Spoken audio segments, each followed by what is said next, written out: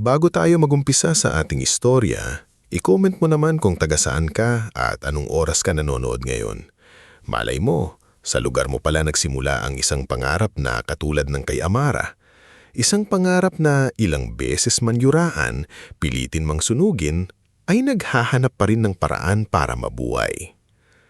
Sa gilid ng riles sa San Isidro, kung saan ang umaga ay nagsisimula sa tunog ng dumadaang tren at ang gabi ay natatapos sa ingay ng mga lasing sa kanto, lumaki si Amara Veira na sanay sa masikip na espasyo, manipis na pader at mga pangarap na kailangang ibulong lang dahil baka pagtawanan. Ang bahay nila ay yari sa pinagtagpi-tagping kahoy at yero, may maliit na kusinang laging amoy usok at isang kwartong pinaghahatian nilang apat. Si Amara, ang bunsong kapatid niyang si Nilo, ang kanilang inang si Crisilda at ang amang si Dalmasio. Mula pagkabata, kakaiba na ang tingin ni Amara sa mundo. Habang ang ibang bata ay naglalaro ng luksong baka o tumbang preso, siya naman ay nakaupo sa gilid ng kanal, hawak ang piraso ng uling at gumuguhit sa likod ng lumang kahon ng sardinas. Hindi niya alam noon ang tawag sa shading, komposisyon o perspective. Ang alam niya lang kapag gumuhit siya, parang may lumuluwag sa dibdib niya. Isang hapon noong 9 na taong gulang pa lamang siya, nahuli siya ng guru niyang si Ma'am Solen Arbado na gumuguhit sa likod ng test paper sa halip na sumagot sa math quiz. Akala ni Amara, papagalitan siya. Nanginginig pa nga ang kamay niyang nagtago sa ilalim ng mesa. Amara, mahinahong sabi ni Ma'am Solen habang nakatingin sa papel, ikaw ang gumawa nito? Dahan-dahang tumanggo si Amara. Opo ma'am, pasensya na po. Buburahin ko po. Gulit hindi inabot ng guru ang pambura, mas lalo pa nitong inilapit ang papel sa mukha. Ang guhit ay larawan ng matandang nagtitinda ng taho sa labas ng paaralan. Kulubot ang pingsi, nakayuko ang balikat, ngunit may liwanag sa mga mata. Bakit mo siya iginuhit na parang pagod na pagod pero nakangiti pa rin? Tanong ni Ma'am Solen. Nag-isip si Amara. Kasi po, ganun po siya lagi. Parang masakit ng katawan niya, pero kapag may batang bumibili, ngumingiti pa rin siya. Tahimik na napatingin sa kanya ang guro. Noon unang narinig ni Amara ang salitang hindi niya malilimutan. May mata ka, Amara. Hindi lang mata para makita, mata para makaramdam.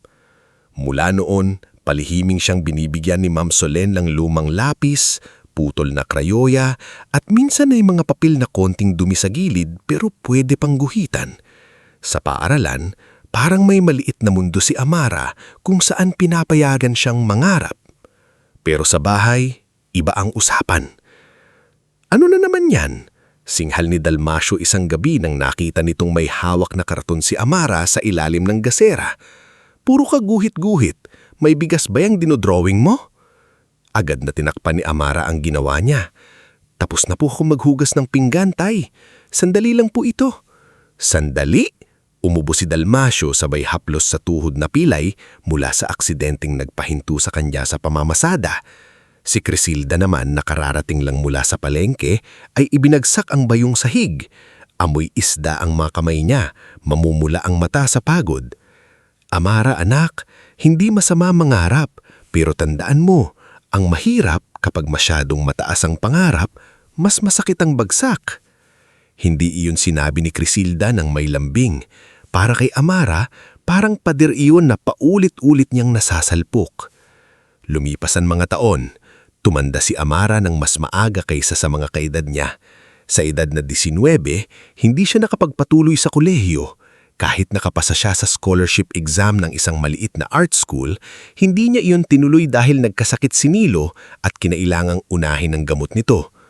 Tinanggap niya ang trabaho bilang kahera sa butika ni Aling Veridiana sa bayan.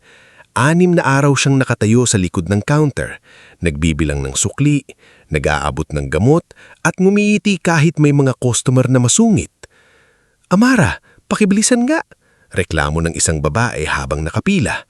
Kanina pa ako rito. Pasensya na po, maingat na sagot ni Amara habang nilalagay sa paper bag ang gamot. Ito na po. Sa butika niya nakilala si Tadeo Limbo, ang matandang security guard na laging may dalang maliit na thermos ng kape. Payat si Tadeo, may puting bigote at laging nakakunot ang noo na parang galit sa mundo. Pero kay Amara, kakaiba ang lambot ng boses niya. Isang gabi nang magsasara na ang butika, nakita ni Tadeo si Amara sa likod ng tindahan. Nakaupo sa lumang bangko, hawak ng piraso ng kahoy na ginawa niyang canvas. Gamit ang mumurahing pintura na binili niya sa tira-tirasang sahod, ipinipinta niya ang kamay ng isang matandang babae. Basag ang kuko, magaspang ang balat, pero mahigpit ang hawak sa rosaryo. Kanino yan? Tanong ni Tadeo. Nagulat si Amara at muntik nang mabitawan ng brush. Ay, Mang Tadeo, wala po. Pampalipas oras lang. Lumapit ang matanda at tinitigan ng pinta. Matagal siyang hindi nagsalita. Sa katahimikan, kinabahan si Amara. Pampalipas oras? Ulit ni Tadeo. Iha, hindi pampalipas oras yan. May bigat yan. Napangiti si Amara ng alanganin. Hindi naman po ako tunay na artist. Sino nagsabi? Wala naman pong nagsabi na artist ako.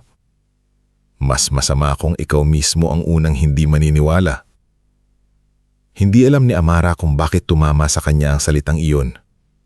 Mula noon, madalas na niyang marinig si Tadeo na nagbibigay ng simpleng payo habang naglilinis ng paligid ng butika. Kapag nagpinta ka ng mukha, huwag mong unahin ang ganda, sabi nito minsan. Unahin mo ang lihim. Anong lihim po? Lahat ng tao may tinatago. Kapag nakuha mo yun, saka nabubuhay ang obra. Hindi pa noon sinasabi ni Tadeo na dati siyang nagtrabaho sa isang gallery sa Maynila. Para kay Amara, isa lang siyang matandang gwardya na marunong tumingin sa pinta nang hindi nangungutya. Sa bahay, si Nilo ang tanging kakampi niya. 12 taong gulang pa lang ito. Payat, malikot, at madalas ubuhin, pero siya ang pinakaunang tagahanga ng ate niya. Kapag naririnig niyang papalapit ang yabag ng ata nila, mabilis niyang itinatago ang brushes ni Amara sa ilalim ng unan. Ate, bulong ni Nilo isang gabi habang nakadapa sila sa sahig at gumagawa siya ng assignment. Kapag yumaman ka na dahil sa painting, bibilhan mo ba ako ng sariling mesa? Mahinang tumawa si Amara. Mesa lang? Oo, yung hindi inuuga, para hindi pangit sulat ko. Hinaplos ni Amara ang buhok ng kapatid. Bibilhan kita, pero huwag mong sasabihin kay tatay na yumayaman ako sa painting. Baka matawa iyon hanggang bukas. Hindi ako natatawa. Seryosong sagot ni Nilo. Alam kong kaya mo. Sa simpleng salitang iyon, kumakapit si Amara. Ngunit habang lumalaki ang pangarap niya, lumalaki rin ang bigat sa bahay. Si Dalmasio, matapos maaksidente sa jeep, ay lalong naging bugnutin. Hindi na siya tulad ng dating ata na marunong magbiro kapag may pasalubong na pandesal. Ngayon, madalas siyang nakaupo sa bangkong kahoy, hawak ang lumang radyo, nakikinig sa balita tungkol sa taas presyo, habang ang mukha ay laging puno ng sama ng loob. Si Criselda naman ay patuloy sa pagtitinda sa palengke. Bawat pisong kita, binibilang niya na parang laging may hahabulin na gutom. Mahal niya ang mga anak niya, pero ang pagmamahal niya ay natabunan ng takot. Takot na mabaon sila sa utang. Takot na magkasakit ulit si Nilo. Takot na tumanda siyang walang ipon. Kaya nang dumating si Juvencio Rada, pinsan ni Criselda at kilalang recruiter sa kabilang barangay, nagbago ang ihip ng hangin sa bahay. Criselda, sabi ni Juvencio isang linggong hapon habang humihigop ng kape, sayang ang anak mo, dalaga, masipag, marunong sa bahay. Sa abroad, kikita yan. Tahimik si Amara sa sulok, nagbabalat ng bawang. Magkano ba asahod? Tanong ni Dalmasio. Depende, pero siguradong mas malaki kesa sa butika. Ilang taon lang bayad utang nyo, makakaayos pa kayo ng bahay. Napatingin si Criselda kay Amara. Narinig mo? Ayoko pong sanang umalis, mahinang sagot. Ayoko, ulit ni Dalmasio. Biglang tumaas ang boses. May karapatan ka pang umayaw? Sino nagpapakain sa bahay na to? Ako rin po ang nagbibigay ng sahod ko, tay. Barya, sigaw nito. Barya lang yan kumpara sa kikitain mo sa ibang bansa. Sumingit si Juvencio, kunwari mahinahon. Amara, praktikal lang tayo. Yung pagpipinta mo, libangan yan. Pero hindi yan magpapagamot sa tatay mo. Hindi yan magpapaaral kay Nilo. Napayuko si Amara. Hindi dahil naniniwala siya, kung hindi dahil masakit marinig na ginagamit ang mga mahal niya sa buhay para iparamdam sa kanyang makasarili siya. Kinabigahan, hindi siya nakatulog. Sa tabi niya, mahimbing si Nilo. Nalilinig niya sa kabilang bahagi ng kwarto ang bulungan ng magulang niya. Kailangan niyang pumayag. Pipilitin natin. Matagal na siyang puro arte. Panahon na para may pakinabang. Tahimik na tumulo ang luha ni Amara sa unan. Gusto niyang maging mabuting anak. Gusto niyang makatulong. Pero sa puso niya, may boses na nagtatanong kung kailangan ba talagang mamatay ang sarili niyang pangarap para mabuhay ang pamilya niya. Kinabukasan, habang nagpapahinga sa likod ng butika, muli siyang nagpinta. Hindi niya namalayan na may lalaking nakatayo sa may pintuan ng bodega, tahimik na pinanonood siya. Matangkad, simple ang suot niyang puting polo at itim na pantalon, ngulit may tindig na hindi pangkaraniwan.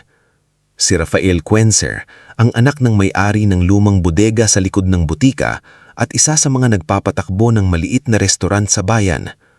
Hindi niya alam na mula sa mayamang pamilya ito. Para sa kanya, isa lang siyang tahimik na lalaking paminsan-minsang dumadaan. Pasensya na, sabi ni Rafael nang mapalingon si Amara. Hindi ko sinasadyang istorbuhin ka. Agad niyang tinakpan ng painting. Ayos lang po. Bakit mo tinatakpan? Hindi pa po tapos. Hindi naman kailangan tapos para maging totoo. Natigilan si Amara. Bihira ang taong ganun magsalita tungkol sa ginagawa niya. Lumapit ng kaunti si Rafael, pero nanatiling may respeto ang distansya. Bakit puro kamay ang ipinipinta mo? Tiningnan ni Amara ang obra. Kamay iyon ng lalaking may sugat sa daliri. Hawak ang lumang lunchbox. Kasi po, sagot niya matapos ang ilang sandali. Madalas mukha ng mayayaman ang nakasabit sa magagandang lugar, pero kamay ng mahihirap ang bumubuhat sa mundo. Hindi agad nakasagot si Rafael. Sa unang pagkakataon, nakita ni Amara na may taong hindi siya tinignan na parang kawawang babae, kundi parang may sinabi siyang mahalaga. May pangalan ka? Tanong nito. Amara po. Rafael. Bahagya itong umiti. Ipagpatuloy mo, Amara. May sinasabi ang mga painting mo. Pag-uwi niya ng gabing iyon, bit-bit niya ang salitang iyon parang maliit na ilaw. Ngulit hindi pa rin nawala ang bigat. Sa mesa, naghihintay ang application form na dala ni Juvencio para sa abroad. May nakapatong na ballpen sa ibabaw, parang utos na hindi pwedeng tanggihan. Pirmahan mo na bukas, sabi ni Crasilda nang hindi man lang tumingin sa kanya. Walang sagot si Amara. Lumipas pa ang ilang araw, hanggang isang gabi. Habang isinasara nila ang butika, lumapit si Tadeo sa kanya na may hawak na lumang dyaryo. Tinupi nito ang pahina at itinuro ang maliit na anunsyo. Anonymous Art Auction, bukas para sa bagong artists. Oo, walang pangalan, walang koneksyon, obra lang ang lalaban. Hindi po ako pwede rito. Bakit? Wala akong matinong canvas, wala akong frame, wala akong kilala. May kamay ka, may mata ka, may kwento ka. Minsan sapat na iyon para magsimula. Dinala ni Amara ang dyaryo pa uwi. Itinago sa ilalim ng damit niya. Buong gabi niya itong binasa habang tulog ang lahat. Sa isip niya, imposible. Pero habang tinitignan niya ang blankong piraso ng lumang plywood na nakita ni Nilo malapit sa tambakan, may unti-unting nabubuo sa puso niya. Ate, bulmul ni Nilo, gising pala. Iyan na ba ang gagawin mong painting? Napatingin si Amara sa kanya. Hindi ko alam kung kaya ko. Umupo si Nilo at ngumiti. Kaya mo. Ako bahala maghanap ng pako para sa frame. Kinabukasan, dinala siya ni Tadeo kay Mang Efraim, isang matandang gumagawa ng mumurahing frame sa iskinita malapit sa simbahan. Hindi sila siningil agad nito. Kapag may bumili, saka ka magbayad. Biro ni Mang Efraim, pero may kabaitan sa mata. Sa unang pagkakataon sa mahabang panahon, naramdaman ni Amara na kahit hindi siya sinusuportahan ng sariling bahay, may maliliit na kamay sa paligid na tumutulak sa kanya pasulong. Nang gabing iyon, nagsimula siyang magpinta. Isang babae ang nasa isip niya. Nakaupo sa tabi ng abo, hawak ang maliit na ilaw na hindi namamatay. Hindi niya pa alam kung bakit ganun ang larawan. Hindi niya pa alam na ang obrang iyon ang magiging saksi sa pinakamadilim at pinakamaliwanag na yugto ng buhay niya. Ang alam lang ni Amara, habang tahimik na natutulog ang pamilya niya, at habang dumadaan ang tren sa labas, may isang bahagi ng puso niyang matagal nang nakapiit ang unang beses muling huminga. Bago tayo magpatuloy sa ating istorya, i-comment mo muna kung taga saan ka at anong oras ka nanonood ngayon.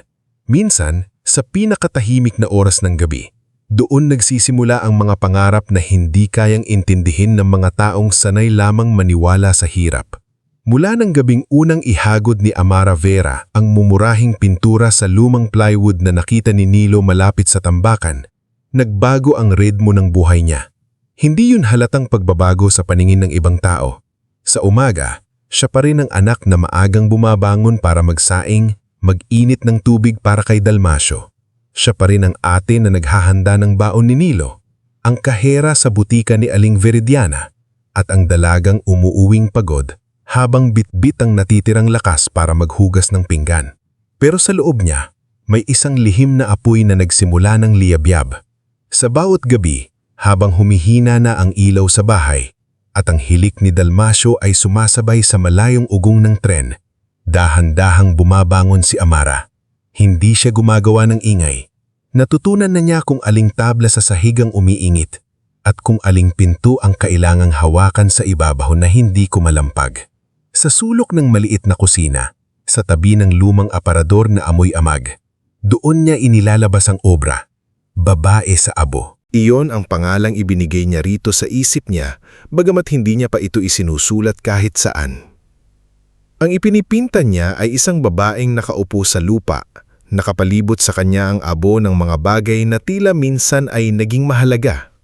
Hindi malinaw kung bahay ba ang nasunog, alaala o pangarap. Ngunit sa kamay ng babae ay may hawak na maliit na ilaw. Hindi kandila, hindi lampara, kundi parang piraso ng liwanag na ayaw mamatay. Ang mukha ng babae ay hindi maganda sa karaniwang paraan.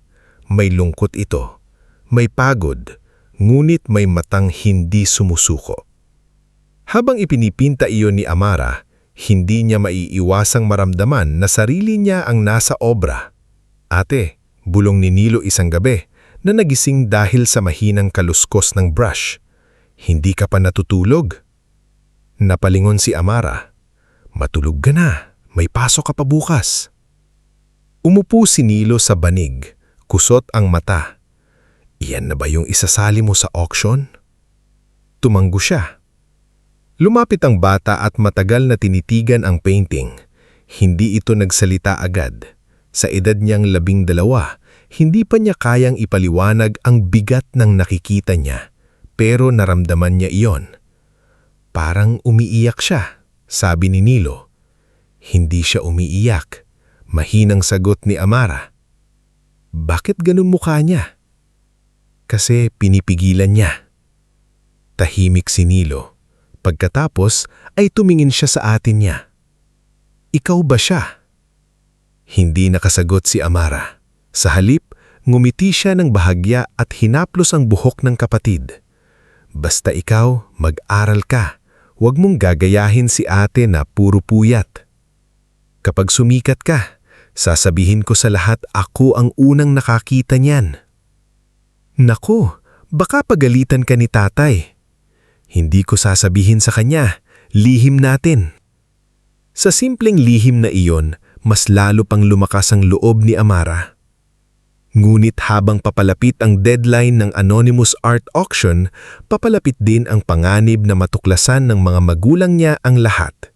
Nasa hapag na tuwing umaga ang application form na dala ni Jovencio Rada para iyong multo na hindi umaalis.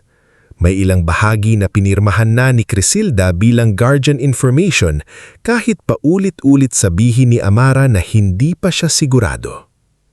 Isang umaga, bago pumasok si Amara sa butika, hinarang siya ni Crisilda sa may pinto. Nakasuot pa ito ng pambahay, ngunit halata sa muka ang puyat at iritasyon. "Amara, hanggang kailan mo kami pahihirapan?" tanong nito. Napahinto si Amara. "Ma, papasok na po ako." Hindi iyan ang sagot sa panong ko. Mula sa bangko, nagsalita si Dalmasio habang hinihilot ang tuhod. "Pirma lang hinihingi sa'yo, hindi naman hinihingi buhay mo." Napatingin si Amara sa ama. Gusto niyang sabihin na buhay nga ang hinihingi ng mga ito, pero kinagat niya ang labi niya. "Kailangan ko lang po ng oras," sabi niya. "Oras?" singaw ni Dalmasio. "Utang natin kay Orencio Balgos, may oras ba? Gamot ni Nilo, may oras ba? Tuhod ko, may oras ba? Lahat gusto mo maghintay dahil sa painting mo." Napakuyom ang kamay ni Amara sa strap ng bag niya. "Hindi naman po ko pinapabayaan ng bahay. Ibinibigay ko po halos lahat ng sahod ko." "Halos?" sabat ni Crisilda. "Kaya may pambili ka pa rin ng pintura." Doon tumigas ang dibdib ni Amara. Hindi niya alam kung paano nalaman ng ina, pero hindi siya nagsalita. Maya-maya, dumating si Jovencio, suot ang mamahaling peking relo at polo na masyadong makintab para sa init ng umaga. Parang sinadya nitong dumating sa oras ng tensyon. "Oh, mukhang seryoso ang usapan na.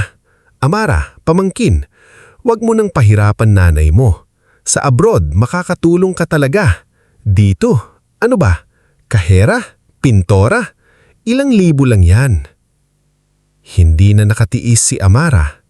"Tito Jovencio, hindi naman po masamang mangarap ng ibang buhay." Tumawa ito, maikli at nakakainsulto.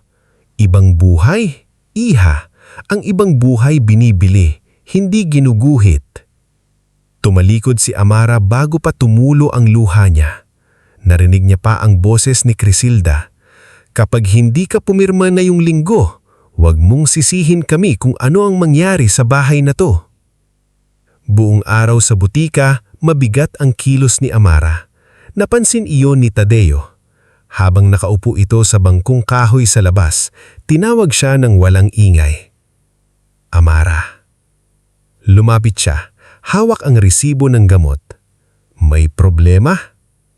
Napangiti siya ng pilit. "Wala po."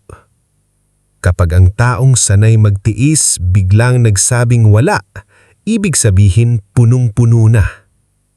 Napaiwas siyang tingin. "Mang Tadeo, paano kung tama sila? Paano kung nagpapakatanga lang ako?" Matagal siyang tinitigan ng matanda. "Nung nasa gallery pa ako, marami akong nakitang artist na mayaman, may koneksyon, may sariling studio. Pero kaunti lang sa kanila ang may dahilan kung bakit sila lumilikha. Ikaw, meron." Nagulat si Amara. "Nasa gallery po kayo dati?" Napahinto si Tadeo, tila madulas sa lihim. Pagkatapos ay ngumiti siya ng malungkot. "Matagal na yon. Tagabuhat lang ng mga obra, tagalinis, tagabantay. Pero kapag araw-araw kang nakatitig sa mga painting, may natutunan ka rin." "Bakit po kayo umalis? May mga lugar na kahit puno ng sining, puno rin ng mapanghusgang tao." Huminga siya ng malalim. "Pero hindi iyon mahalaga ngayon. Ang mahalaga, matapos mo ang obra mo." Tumango si Amara, at sa gabing iyon, kahit pagod na pagod, ipinagpatuloy niya ang babae sa abo. Hindi niya alam na sa kabilang bahagi ng bahay, may ibang apoy na unti-unti ring nagsisimulang sumiklap. Kinabukasan sa palengke, napahiya si Crisilda.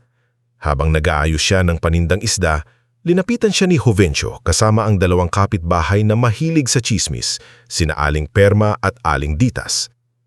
"Ay, Crisilda," malakas na sabi ni Jovencio, "pirma na ba si Amara? Sayang naman kung hindi. Ang dami kong aplikanting gustong kumuha ng slot." Napatingin ng ibang tindera. Hindi pa, maikling sagot ni Criselda. Nagkunwari itong nabigla. Aba, hindi pa. Aba, ang arte naman. Baon na nga kayo sa utang, namimili pa siya. Baka akala niya may milyon sa pintura. May ilang tumawa. Si Aling Perma na laging nauuna ang dila kaysa isip, nagsabi pa, "Nako, baka masikat na artist na pala anak mo, Criselda. Baka tayo ang mali." Mas lakas ang tawanan. Namula ang mukha ni Criselda.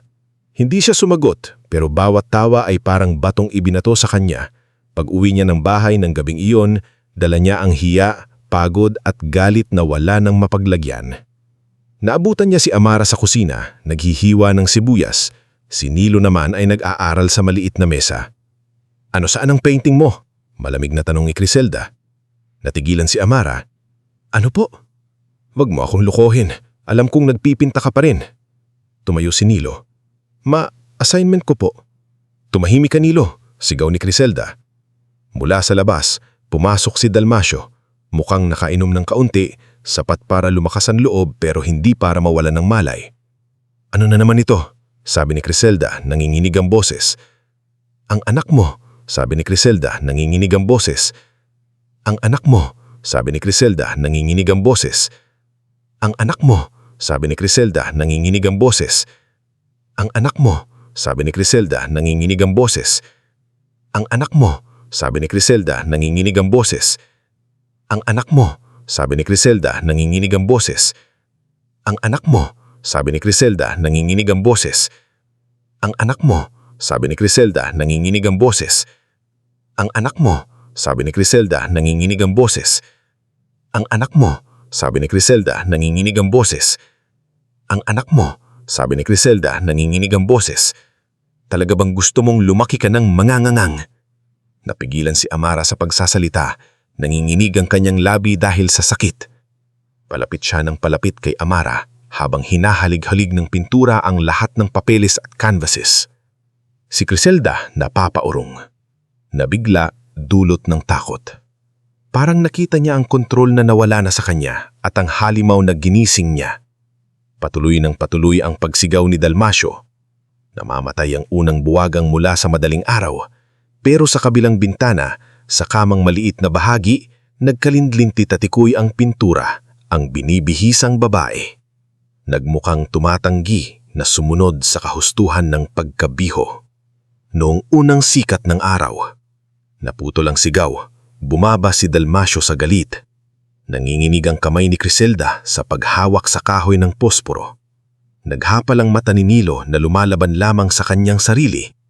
At sa walang buhay, sa madaling araw na binalutan ng pakiramdam ng pagkatalo at pagkaakde, ang binibihisang babae ay nagsimulang sumububo. Parang nagmamakaawa rin at lalong naging ang babae sa abo. Ngunit kumiskis ang posporo, nagliyabang maliit na apoy. Inilapit iyon ni Criselda sa gilid ng canvas. Sa unang tikim ng apoy sa tuyong pintura, mabilis itong kumalat. Napaatras si Amara habang pinapanood ang ilang taon ng buhay niya na unti-unting nagiging abo. Hindi siya makasigaw, hindi siya makahinga. Para bang ang sinusunog ay hindi lamang mga painting, kundi lahat ng batang bersyon niya na minsang namiwalang pwede siyang mahalin kahit iba ang pangarap niya. Sa gulo, hindi napansin ni Dalmasio at Criselda na si Nilo ay palihim na bumalik sa loob ng bahay. Nanginginig ang kamay niya habang hinahanap ang pinakamahalagang obra. Alam niya kung nasaan ang babae sa abo dahil siya mismo ang tumulong magbalot nito. Nakita niya ito sa ilalim ng lumang banig kung saan inilipat ni Amara noong nakaraang gabi. Binitbit niya iyon palabas sa likod na pinto at itinago sa ilalim ng sirang kulungan ng manok malayo sa apoy. Nanginginig siya, pawis na pawis, ngunit hindi niya binitiwan. Samantala, sa harap ng apoy, napaluhod si Amara. Sinubukan niyang abutin ng isang kalahating sunog na sketch pero hinila siya ni Criselda. "Tumigil ka na, Amara!" Doon siya tumayo, mabagal, parang wala ng lakas pero may nabasag na tali sa loob niya. Tinignan niya ang ama, ang ina, ang apoy at ang usok na umaakyat sa madilim na langit. Kung wala na po akong karapatang mangarap dito, sabi niya, halos bulong ngunit malinaw. Aalis na lang ako. Saglit na natahimik ang lahat. Umalis ka kung gusto mo, sabi ni Dalmasio, malamig ang boses. Napasinghap si Nilo mula sa gilid pero hindi siya nakita. Pumasok si Amara sa bahay. Kumuha siya ng maliit na bag, 2 damit, lumang panyo at isang brush na bahagyang nasunog ang dulo mula sa mga abong kumalat sa sahig. Wala na siyang hinanap pang iba. Sa sandaling iyon, akala niya na wala na rin ang babae sa abo. Akala niya pati ang huling pag-asa niya ay kasama ng natupok. Paglabas niya, umuulan na. Mahina sa simula, tapos lumakas na para bang pati langit ay nakisabay sa paglisan niya. Ate, mahinang tawag ni Nilo mula sa likod ng bahay. Napalingon si Amara. Naroon ang kapatid niya, basang-basa, yakap ang binalot na obra. Hindi nila nasunog. Umiiyak niyang sabi, "Nailigtas ko." Nanlaki ang mga mata ni Amara.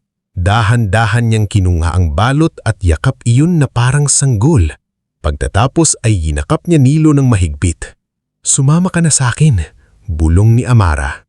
Umiling si Nilo, umiiyak. "Hindi pa. Kapag nawala tayong pareho, lalo silang magwawala. Pero ate, dalhin mo iyan. Kailangan mong dalhin." "Nilo, kaya mo to. Sabi mo bibilin mo ako ng mesa, di ba?" Natawa si Amara sa gitna ng luha. "Oo, pangako." Umalis siya na parang may kalahating pusong naiwan sa bahay. Sa butika siya unang pumunta. Sarado na iyon, ngulit naroon si Tadeo sa silong nagkakape habang naghihintay humina ang ulan. Nang makita niya si Amara, basang-basa, may dalang bag at binalot na painting, agad siyang tumayo. Anong nangyari? Hindi nakasagot si Amara, nanginginig na lamang siyang umiiyak. Hindi na nagtanong si Tadeo, kinuha niya ang payong, isinukob ito sa kanya at sinabing, "Halika, may pupuntahan tayo." Dinala niya si Amara sa lumang gallery sa kabilang bayan, isang maliit na gusaling matagal niyang binabantayan noong hindi pa siya nagtatrabaho sa butika. Sa likod nito ay may silid na dati unamang pahingaan ng mga staff. Amoy kahoy, alikabok at lumang pintura ang lugar, pero para kay Amara, iyon ang unang silid na hindi siya sinigawan. Habang pinupunasan ni Tadeo ang basang buhok niya gamit ang lumang tuwalya, may dumating na babaeng nakaabong coat, maikli ang buhok at may matang tila sanay kumilatis ng tao at obra. Si Isolde Marencia ito. "Tadeo," sabi nito, "ikaw ang tumawag?" Tumanggo ang matanda. "Siya, si Amara. Siya ang sinasabi ko sa iyo." Tinignan ni Isolde si Amara pagkatapos ang binalot na obra. Iyan ba ang submission? Naninginig ang kamay ni Amara habang inaalis ang tela. Lumitaw ang babae sa abo. Bahagyang nabasa ang gilid ng balot ngunit ligtas ang pintura. Matagal na katahimikan ang sumunod. Tinitigan ni Isolde ang painting na parang may binabasang lihim na hindi isinulat sa papel. Pagkatapos, mahina nitong sinabi, "Ito ang uri ng obra na hindi ginawa para magustuhan. Ginawa ito dahil kailangang mabuhay." Hindi na napigilan ni Amara ang pag-iyak.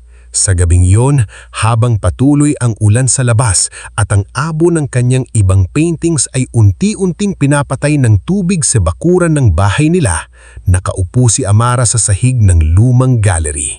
Wala siyang pera, wala siyang kasiguransahan at wala siyang tahanang mababalikan. Pero sa harap niya, buhay pa ang babae sa abo. At sa unang pagkakataon, matapos ang maraming taon, ang pagkawala niya sa bahay ay hindi mukhang katapusan. Mukha itong simula. Bago tayo magpatuloy sa ating istorya, i-comment mo muna kung taga saan ka at anong oras ka nanonood ngayon. Minsan, ang isang taong akala ng lahat ay talunan na, tahimik lang palang naghihintay ng tamang umaga para patunayan na hindi nasusunog ang pangarap kapag ito ay tunay na nakatanim sa puso. Nang gabing iyon, sa likod ng lumang gallery na dinalhan sa kanya ni Mang Tadeo, halos hindi makatulog si Amara Vera. Nakalatag sa sahig ang manipis na banig na ibinigay ng matandang gwardya, may nakatuping kumot na amoy aparador at sa tabi niya ay ang babae sa abo na maingat ng isinandal ni Isolde Marencha sa pader. Labas sa maliit na bintana, naririnig pa rin niya ang mahinang patak ng ulan sa yero. Sa bawat patak, bumabalik sa isip niya ang mga apoy sa bakuran ng bahay nila, ang sigaw ng ama, ang naninginig na kamay ng ina, at ang mukha ni Nilo habang ibinibigay sa kanya ang nailigtas na obra. Pero hindi na niya hinayaang lunurin siya ng alaala. Hindi na siya naroon. Naroon siya sa isang silid na hindi kanya, ngunit sa unang pagkakataon, hindi niya kailalang magpaalam kung gusto niyang huminga. Umupo si Amara at niyakap ang tuhod niya. Sa kabilang bahagi ng silid, naghahanda si Tadeo ng mainit na kape gamit ang maliit na takure. Si Isolde naman ay nakatayo sa harap ng painting, tahimik pa rin itong tinitignan kahit ilang minuto na ang nakalipas. "Ma'am, pasensya na po kung basa ang gilid ng balot. Sinubukan ko pang ingatan." Hindi agad sumagot si Isolde. Maya-maya, lumingon ito. Malamig ang mukha nito, ngunit hindi mampang mata. "Mas marami akong nakitang painting na sobrang ingat pero walang kaluluwa," sabi niya. "Ito, dumaan sa ulan, sa takot, sa apoy, pero buhay." Napayuko si Amara. Hindi niya alam kung papuri ba iyon o pagsusuri, pero ramdam niyang seryoso ang babae. Lumapit si Isolde at umupo sa kahoy na silya sa tapat niya. "Alam mo ba kung anong mangyayari bukas? Isasali po sa auction, pero hindi ko po alam kung may bibili." Walang siguradong artista kung may bibili. Ang sigurado lang, kung hindi mo ilalabas, walang makikita. Si Tadeo ay luhabit at iniabot kay Amara ang kape. Mainit pa, dahan-dahan. Tinanggap iyon ng dalaga gamit ang dalawang kamay. Nanginginig pa rin siya, hindi sa lamig lamang, kundi sa lahat ng nangyari. "Pwede po bang huwag munang sabihing pangalan ko?" tanong ni Amara. Tumanggo si Isolde. "Anonymous ang auction. Code lang ang ilalagay. Walang apelido, walang drama, walang background story. Ang obra ang huhusgahan." Napatingin si Amara sa painting. "Mabuti po iyon." "Bakit?" tanong ni Isolde. "Kasi kung pangalan ko po ang makikita nila, baka isipin nila kawawa lang ako. Ayoko pong bilhin nila dahil naawa sila." Saglit na nanahimik si Isolde. Sa unang pagkakataon, may bahagyang lambot sa mata nito. "Tama ang takot mo. May mga taong mahilig bumili ng lungkot ng mahirap para isabit sa sala nila. Pero may mga taong bumibili rin dahil nakakita sila ng katotohanan. Bukas malalaman natin kung sino ang haharap sa obra mo." Kinabukasan, maaga pa lang ay gising na si Amara. Hindi niya alam kung anong dapat gawin ng isang artista sa araw ng auction, kaya ang ginawa niya ay ang nakasanayan niya. Naglinis siya ng sahig, niayos ang mga tasa at tinulungan si Tadeo na buksan ang lumang bintana sa gallery. "Aba," sabi ni Tadeo, kunot noo, "bisita ka rito, hindi ka sambahay." "Hindi po ako nasanay na walang ginagawa." "Masasanayan ka rin, pero hindi ibig sabihin nun kakalimutan mo kung saan ka galing." Napangiting mahina si Amara. Bago umalis si Isolde dala ang painting, pinasuot niya kay Amara ang isang simpleng itim na cardigan mula sa baul ng gallery. "Sasama ka?" tanong ni Isolde. Nahawakan si Amara sa laylam ng cardigan. Gusto niyang makita ang mangyayari, ngunit may takot na nakabara sa dibdib niya.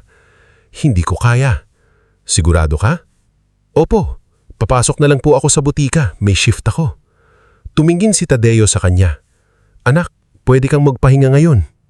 Umiling siya. "Kung uupo lang po ako at maghihintay, baka mabaliw ako sa kaba. Mas mabuti nang may inaabot akong gamot, may binibilang akong supli." Hindi na siya pinilit ni Isolde.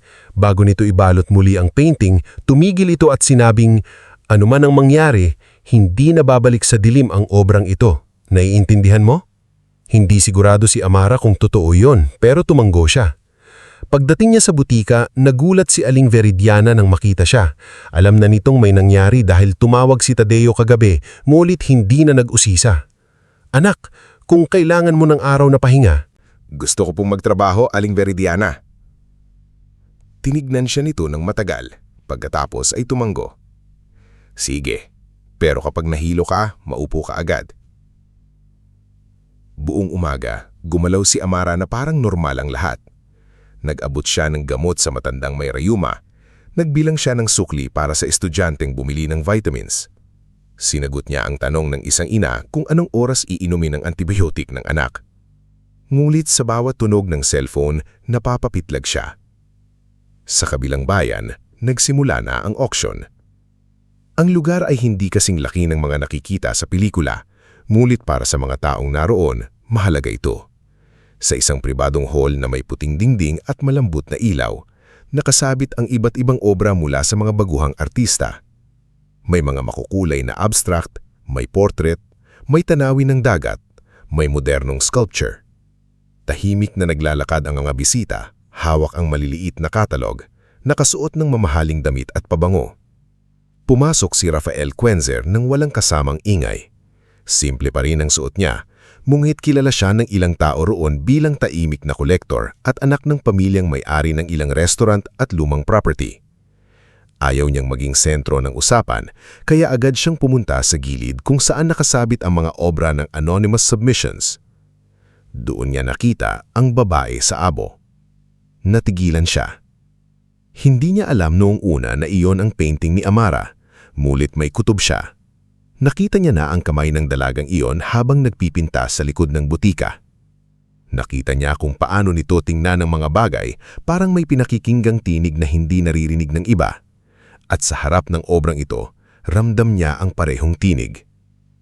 Lumapit sa kanya ang isang matandang lalaki na nakasandal sa tungkod. Siya si Don Severino Haltazar, isang kilalang kolektor na bihirang dumalo sa maliliit na auction maliban na lang kung may narinig siyang kakaiba. Quenzer, bati ng matanda. Ikaw rin pala. Don Severino, magalang na sagot ni Rafael. Tinignan ng matanda ang painting. Interesado ka rito? Interesado akong malaman kung sino ang gumawa. Anonymous, sabi sa katalog. Mas mabuti siguro. Napangiti ang matanda. Kapag maganda ang obra, hindi nagtatagal ang pagiging anonymous. Hindi kalayuan, may dalawang babaeng sosyal na nagdubulungan habang tinitingnan ang frame ng painting. Ang simple ng pagkaka-frame, parang galing sa iskinita. Baka iyon ang aesthetic, sagot ng kasama niya, sabay mahinang tawa. Narinig iyon ni Isolde, ngulit hindi siya kumibo. Sanay siya sa mga taong unang tinitingnan ng frame bago ang sugat na loob sa larawan. Nang oras na para ipakilala ang anonymous works, tumayo siya sa harap at nagsalita. Ang susunod na obra ay may code na A17. Anunsyo ni Isolde. Walang pangalan ng artist, walang paaralan, walang koneksyon, walang mahabang paliwanag. Ang pamagat, babae sa abo. Tahimik ang lugar. Hindi nito hinihingi ang awa ng tumitingin. Hinihingi nito ang katapangan mong tumingin sa bagay na madalas mong iniiwasan. Ang sandaling ang tao ay naubusan na ng tahanan, ngunit hindi pa nauubusan ng liwanag. Sa mga salitang iyon, mas lalong tumahimik ang lugar. Nagsimula ang bidding sa halagan hindi pa ring maaabot ng ordinaryong tao, ngunit para sa lugar na iyon, katamtaman lamang. May ilan nagtaas ng padal, sumunod si Don Severino. Pagkatapos, may representative mula sa isang international foundation na tumutulong sa Southeast Asian contemporary artists. Hindi nagtagal, tumaas ng tumaas ang halaga. Si Rafael ay hindi agad sumali. Pinanood muna siya. Ngunit nang may isang bidder na tila bibili lang para sa pangalan ni Isolde bilang curator at hindi dahil sa obra, itinaas niya ang padel. Nagpalitang tingin ng ilang tao. Hindi ka ba restaurateur? Biro ng isang kakilala niya. Ngayon, tumitingin lang ako. Maiksing sagot. Tumaas pa ang bidding. Ang mga unang tumawa sa simpleng frame ay natahimik na. Si Don Severino ay hindi pa papatalo. Ang foundation representative ay seryoso rin. Si Rafael naman ay hindi halatang desperado, ngunit bawat taas ng halaga ay parang ipinagtatanggol niya ang karapatan ng obra na seryosohin. Hanggang sa umabot sa halagang hindi inaasahan ng marami, 50 milyon, 70, 85. May mga bumulbol, may mga napahawak sa dibdib. Si Isolde ay nanatiling kalmado, ngunit sa loob niya ay alam niyang may nangyayaring mas malaki kaysa sale. Sa huling sagupan ng bid, si Don Severino ang nagtaas sa 75 milyon. Akala ng lahat doon matatapos. Ngulit ang representative ng foundation matapos makipag-usap sa telepono, itinaas ang paddle. 100 milyon. Ang hall ay napuno ng pigil na ingay. May napabuntong hinga. May hindi makapaniwala. Si Rafael ay dahan-dahang ibinaba ang paddle, hindi dahil sumuko siya, kundi dahil nakita niyang mapupunta ang obra sa institusyon na magpapalibot rito sa mas maraming mata, hindi ikukulong sa pribadong sala. Ngumiti ng maliit si Don Severino. Mukhang may bagong pangalan tayong hahanapin. Sa butika, tanhali na nang unang mapansin ni Aling Veridiana ang balita sa maliit na telebisyon sa ibabaw ng kabinet. Karaniwan, naka-low volume lang yon para may ingay sa tindahan. Ngulit nang lumabas ang salitang 100 milyon, nilakasan niya ito. Isang anonymous Filipino artist ang pinag-uusapan ngayon matapos mabili sa pribadong auction ang obra nitong Babae sa Abo sa halagang 100 milyong piso. Nabitawan ni Amara ang kahon ng vitamins na hawak niya. Sa screen, lumitaw ang painting. Ang painting niya! Parang biglang lumayo ang tunog sa paligid. Hindi niya narinig ang customer. Hindi niya narinig ang busina sa kalsada. Ang nakikita lang niya ay ang babaeng nakaupo sa abo, hawak ang ilaw na hindi namatay. Amara, bulong ni Aling Veridiana. Pumasok si Tadeo mula sa labas, hingal, tila tumakbo. May luha sa gilid ng mata niya kahit pilit niyang pinapakatatag ang mukha. Nakita mo? Tanong niya. Hindi nakasagot si Amara. Totoo ba yan?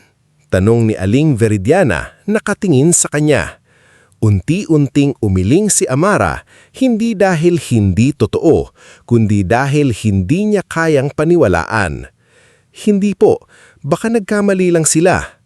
Lumapit si Tadeo at marahang hinawakan ng balikat niya. Hindi sila nagkamali. Iyan ang obra mo. Doon bumigay ang tuhod ni Amara. Napaupo siya sa kahon sa likod ng counter at tinakpan ng bibig niya. Hindi siya umiyak ng malakas.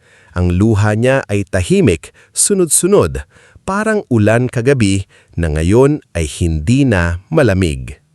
Samantala, sa bahay ni na Dalmasio at Crisilda, tanghali ring iyon nang mapanood nila ang balita. Nakahain sa mesa ang malamig na kanin at sardinas. Si Crisilda ay katatapos lang maglaba, samantalang si Dalmasio ay nakaupo sa harap ng telebisyon nakasimangot dahil wala pa ring pera para sa paniningil ni Orencio Balgos. Nang lumabas ang painting sa screen, unang natigilan si Crisilda. Dalmasio, mahina niyang sabi. Ano? Iyan. Napatingin si Dalmasio ng maigi. Sa una, hindi niya agad matanggap, ngulit habang mas tumatagal ang shot ng painting sa balita, unti-unting namutla ang mukha niya. Iyan ang hindi niya na ituloy. Si Nilo na tahimik sa sulok at nagpapanggap na nagbabasa ay napahawak sa gilid ng libro. Alam niya agad, ngunit hindi siya nagsalita. Nabili sa halagang 100 milyong piso ulit ng news anchor.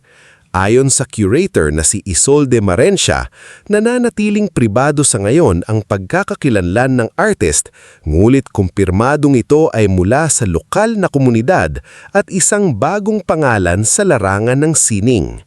Bumagsak ang kutsara ng kamay ni Crisilda. Hindi nasunog, bulong niya. Mabilis na lumingon si Dalmasio kay Nilo. Ikaw? Napalunok si Nilo. Ikaw ang kumuha, ano? Sigaw ng ama. Hindi sumagot ang bata. Tumayo si Crisilda, nanginginig man ang boses. Tawagan mo si Amara. Bakit? Matigas na tanong ni Dalmasio pero halata sa mata niya ang pagkakataranta. Anak natin siya. Kailangan natin siyang makausap. Mula sa pinto, pumasok si Jovencio na halatang may nakarating na ring balita dahil hawak ang cellphone at hingal sa excitement.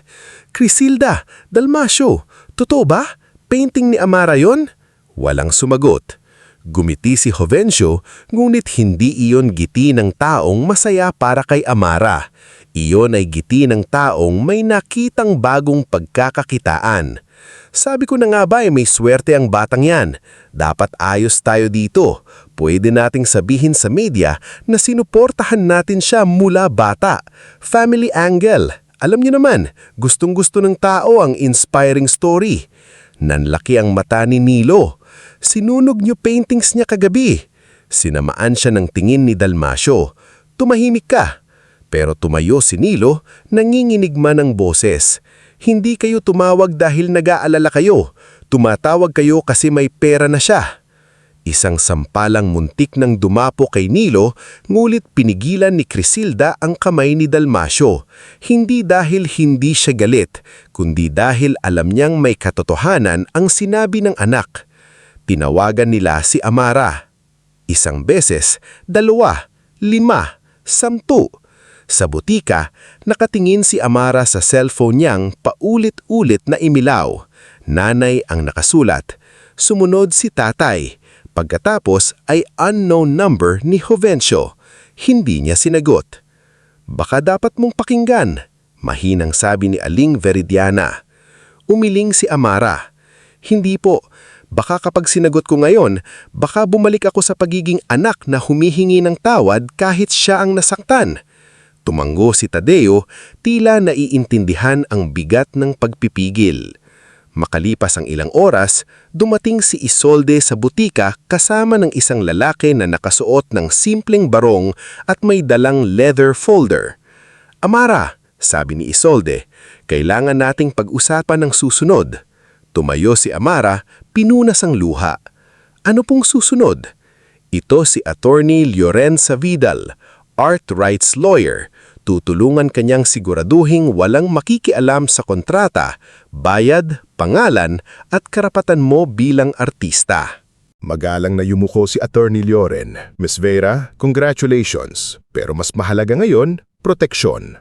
Kapag may bigla ang perang ganito, may bigla ang kamag-anak, kaibigan, recruiter at kung sino-sino ring susulpot. Napatingin si Amara sa cellphone niya, naka 56 missed calls na. Parang kinilabutan siya, hindi dahil sa tuwa, kundi dahil sa bigat ng katotohanang ang mga taong sumira sa kanya kagabi ang pinakaunang naghahabol sa kanya ngayon. Hindi ko po alam ang gagawin. Amin niya. Hindi mo kailangan malaman lahat ngayon. Sabi ni Isolde, kailangan mo lang, huwag magmadali. Dinala nila siya pabalik sa lumang gallery ng hapon din ngayon. Doon, ipinaliwanag ni Attorney Lloren ang mga dokumentong kailangan niyang pirmahan, ang buwis, ang payment schedule, ang anonymity option, at ang karapatang tumanggi sa interviews. Hindi lahat ay naintindihan ni Amara agad, ngunit sa bawat paliwanag, naramdaman niyang hindi na siya basta batang pwedeng utusan, pilitin o takutin. Sa dulo ng pag-uusap, inabot ni Isolde ang isang maliit na susi. May bakanting studio room sa ikalawang palapag. Sabi nito, pansamantala, hindi ito limos. Investment ito sa artist na may kailangan pang sabihin. Nanginginig na kinuha ni Amara ang susi. Wala pa po akong maibabayad. Magbayad ka sa pamamagitan ng paggawa ng totoo. Sabi ni Isolde. Pag-akyat niya sa studio, sinalubong siya ng amoy ng kahoy, lumang pintura at bagong hangin. May bintanang nakaharap sa kalsada, may maliit na mesa, at may pader na pwedeng pagsandalan ng canvas. Walang sigawan, walang application form, walang posporong naghihintay. Umupo si Amara sa sahig at kinuha ang cellphone. May mga bagong message mula sa ina niya. Anak, sagutin mo kami. Amara, nag-aalala kami. Umuwi ka na. Pag-usapan natin. May mensahe rin mula kay Jovencio. Pamangkin, ako bahala sa media mo. Malaki kikitain natin dito. Hindi niya sinagot ang mga yon. Sa halip, gumawa siya ng mensahe para kay Nilo. Ligtas ako. Ikaw ang unang dahilan kung bakit buhay pa ang pangarap ko. Mag-ingat ka muna dyan. Babalikan kita kapag handa na akong hindi na matakot. Ilang segundo lang, nag-reply si Nilo. Proud ako sa iyo ate. Huwag ka munang umuwi kung masasaktan ka lang ulit. Doon, muling umiyak si Amara. Ngunit iba na ang luhang yon. Hindi na yon luha ng batang nawalan. Luha yun ng taong nagsisimulang maniwala na may buhay sa labas ng bahay na laging nagpakitid sa kanya. Lumapit siya sa maliit na salamin na nakasabit sa pader ng studio. Namamaga ang mata niya, magulo ang buhok at suot pa rin ang lumang damit na nabasa ng ulan kagabi. Mula sa bag, inilabas niya ang brush na nasunog ang dulo. Tinitigan niya ito ng matagal. Noon, ang sunog na bahaging iyon ay simbolo ng pagkasira. Ngayon, parang paalala ito na may mga bagay na tinatamaan ng apoy, ngunit hindi tuluyang nawawala. Hinawakan niya ang brush ng mahigpit at bumulong sa sariling refleksyon. Hindi na ako babalik bilang batang humihingi ng permiso. Sa labas, patuloy ang balita tungkol sa hindi kilalang artistang nakapagbenta ng obra sa halagang 100 milyong piso. Sa bahay nila, patuloy ang tawag ng mga magulang niyang hindi niya sinasagot. Sa art world, nagsisimula ng magtanong ang mga tao kung sino si A17. Pero sa loob ng maliit na studio, hindi muna inisip ni Amara ang pera, sikat o paghihinggat. Kumuha siya ng blankong papel at sa unang pagkakataon matapos mawala ang tahanan niya, nagsimula siyang gumuhit ng hindi palihim. Bago tayo magpatuloy sa ating istorya, i-comment mo muna kung taga saan ka at anong oras ka nanonood ngayon. Minsan kasi kapag nagsimula ng umangat ang isang tao na dating minamaliit, doon mo makikita kung sino ang tunay na natuwa para sa kanya at sino ang biglang naging mabait dahil may pakinabang na siyang makukuha. Makalipas ang ilang buwan mula nung nabili ang babae sa abo sa halagang 100 milyong piso, hindi naging parang pelikula ang buhay ni Amara Vera. Hindi siya biglang gumising sa isang mansyon. Hindi siya biglang nagsuot ng mamahaling damit. Hindi rin siya nagpalit ng pagkatao. Sa totoo lang, sa unang buwan pa lamang pagkatapos ng balita, mas marami siyang gabing hindi nakakatulog kaysa noong nasa bahay pa siya ng gilid ng rel. Dati, ang takot niya ay kung paanong pagtataguin ang mga pintura niya. Ngayon, ang takot niya ay kung paanong haharapin ang mundo na biglang gustong tumingin sa kanya. Sa studio room sa ikalawang palapag ng lumang gallery, nakatayo si Amara sa harap ng buting canvas. Malinis ang canvas, malawak, at tila mas nakakatakot kaysa sa lumang plywood na ginamit niya noon. Sa mesa, nakalatag ang mga bagong brush, mamahaling pintura at sketchpad na bigay ni Isolde. Ngulit ilang oras na siyang nakatitig lang sa kanila. Pamasok si Isolde nang hindi kumukutok ng malakas. Ganun talaga ito. Tahimik, diretso, at parang laging alam kung kailan kailangang pumasok. Wala ka pang linya, sabi ng curator.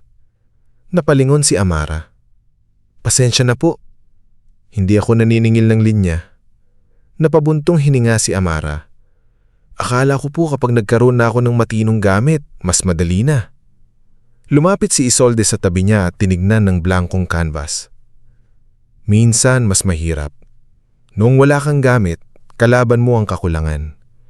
Ngayon, kalaban mo ang ingay. Tingin po ba nila kaya ko pa ulit? Tanong ni Amara, mahina. Sino ang nila? Mga tao, mga bumili, mga nanood ng balita. Baka isipin nila isang painting lang ang kaya ko.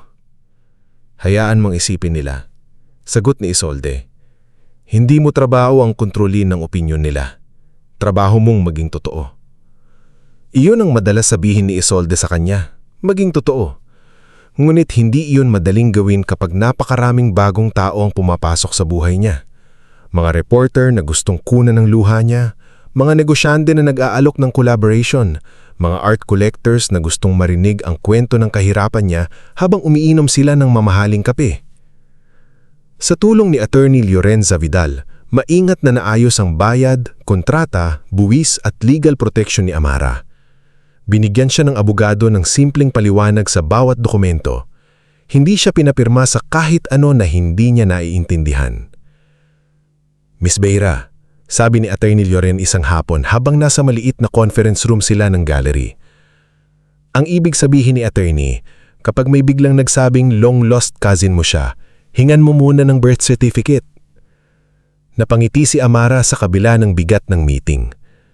Unti-unti, natutuhan niyang hindi lahat ng taong malapit sa kanya na yon ay gustong gamitin siya. May ilan palang tunay na tumutulong. Si Tadeo na araw-araw pa rin nagsusuot ng lumang relo at simpleng sapatos ay tumangging-tumanggap ng malaking pera mula sa kanya. Mang Tadeo, pakiusap. Kung hindi dahil sa inyo, wala ako rito. Umiling ang matanda. Kung gusto mo akong tulungan, huwag mong sayangin ang pangalawang buhay mo. Pero kailangan nyo rin po. Kailangan ko ng kape, hindi kayamanan. Pagkatapos ay ngumiti ito. Pero kung ipipilit mo, bilhan mo ako ng bagong payong, butas na yung akin. Sa ganoon simpleng paraan napapagaan ni Tadeo ang mundo ni Amara. Ngunit sa labas ng maliit na bilog ng mga taong tunay na nagmamalasakit, nagsisimula na rin ang ibang laban. Isang umaga, pinakita ni Bastian kay Amara ang isang article mula sa kilalang art critic na si Hugo Valtor. Nakaupo sila sa studio habang may hawak itong tablet. "Ate Amara," sabi ni Bastian, maingat ang boses. "Huwag kang magagalit ha. Kapag ganyan ang intro, ibig sabihin may nakakagalit," sagot ni Amara. Binasa ni Bastian ang headline, "Babae sa abo, obra maestra o poverty spectacle." Nanlamig ang kamay ni Amara. Hindi naman diretsyong sinabi ni Hugo na wala siyang talento, pero mas masakit pa ang laman ng artikulo. Ayon dito, maaaring ang tagumpay ni Amara ay bunga lamang ng emosyonal na kwento sa likod ng obra. Sinabi rin nitong maraming mas bihasang artista ang hindi napapansin dahil mas gustong bilhin ng mayayaman ng romanticized suffering ng mga mahihirap. Hindi nagsalita si Amara matapos basahin. "Ate," mahinang tawag ni Bastian. Kinuha niya ang tablet at ibinalik sa mesa. Baka may tama naman siya. Pumasok si Isolde mula sa pinto. "May tama siya sa ilang bagay. Mali siya tungkol sa'yo." "Paano po niyo nalaman?" "Kasi kung hype ka lang, matagal ka lang tumigil. Pero nandito ka pa rin, natatakot sa puting canvas. Ibig sabihin, seryoso ka." Hindi lang si Hugo ang bagong hadlang. Sa mga art gathering na kilala niyang daluhin, nakilala niya si Mireya Soltren, isang batang artista na ilang taon nang lumalaban para mapansin. Maganda ang gawa ni Mireya, malalaki, matitingkad at puno ng galit na kulay pula at itim. Ngunit tuwing magkikita sila, ramdam ni Amara ang lamig sa mga mata nito. "Ang swerte mo," sabi ni Mireya isang minsan sa isang maliit na event. Hawak nito ang baso ng tubig, ngunit ang tingin ay matalim. Hindi alam ni Amara kung paano sasagot. "Hindi ko po hiniling na mangyaring nanon." Wala namang humihiling, pero may mga taong pinipili ang mundo kahit hindi pa sila handa. Nasaktan si Amara, pero hindi siya nagalit. Sa mukha ni Mireya, nakita niya ang pagod ng taong matagal nang kumakatok sa pinto na biglang may ibang pinapasok sa harap niya. Hindi siya kontrabidang karton. Isa siyang artistang may sugat din. Kaya ng gabing iyon, nagsimula si Amara ng bagong sketch. Hindi na babae sa abo ang iginuhit niya. Isang security guard naman na nakatayo sa pintuan habang ang lahat ng tao sa loob ay nakatingin sa mga painting. Ngunit walang tumitingin sa kanya. Sumunod na araw, iginuhit niya ang tindera sa palengke na may hawak na isda at calculator. Pagkatapos, batang naglalako ng sampagita. Janitor sa ospital, lalaking nagbubuhat ng sako ng bigas. Mga muka at kamay ng mga taong hindi iniimbitahan sa magagarang silid, pero sila ang bumubuhat sa bigat ng mundo. Doon unti-unting nabuo ang ideya ng unang solo exhibit niya. Mga mukhang hindi ninyo tinignan. Habang lumalawak ang mundo ni Amara, biglang lumiit naman ang dating tapang ng mga magulang niya. Hindi niya sinasagot ang karamihan ng tawag ni Dalmasio at Criselda, ngulit hindi ibig sabihin noon ay wala siyang pakialam.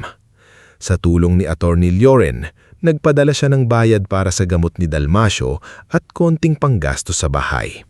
Ngunit malinaw ang kondisyon. Walang direktang access sa bank account, walang pakikialam sa career, at walang sapilitang pagharap sa media. Hindi iyon nagustuhan ni Dalmasio. "Akala mo kung sino ka na?" sigaw nito sa phone ng isang beses na sinagot ni Amara dahil nagkasakit si Nilo. "Tay, magulang ko kayo, pero hindi ibig sabihin nun pwede niyo akong saktan ulit." "Saktan? Dahil sa ilang painting?" Napapikit si Amara. Doon niya na lamang malayo pa ang kailangang lakbayin bago maintindihan ng ama niya ang ginawa nito. Si Criselda naman ay ibang klase ang paraan. Hindi na ito sumisigaw sa phone. Umiiyak ito. "Anak, umuwi ka na. Pinag-uusapan na tayo ng kapitbahay. Sinasabi nilang masama kaming magulang." Hindi alam ni Amara kung alin ang mas masakit. Ang marinig na miss siya ng ina o ang marinig na mas iniisip pa rin ito ang sasabihin ng iba. Anak, sabi niya, hindi ako uuwi para linisin ang pangalan niyo. Kung gusto niyo akong makita, kailangan muna nating matutong magsabi ng totoo. Tahimik sa kabilang linya. Pagkatapos ay mahinang umiyak si Criselda. Ngunit ang pinakamasakit na pangyayari ay dumating isang gabing umuulan. Nasa studio si Amara at tinatapos ang painting ng isang batang nakaupo sa ilalim ng overpass nang marinig niya ang sunod-sunod na katok sa pinto. Pagbukas niya, nakita niya si Nilo. Basang-basa ito. May backpack, may pasa sa braso na pilit tinatakpan ng manggas. Nilo, naniga si Amara. Anong nangyari?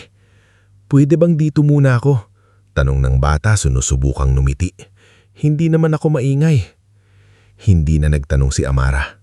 Hinila niya ito papasok at inakap ng mahigpit. Sa yakap na iyon, naramdaman niya ang panginginig ng kapatid. Hindi lang dahil sa ulan.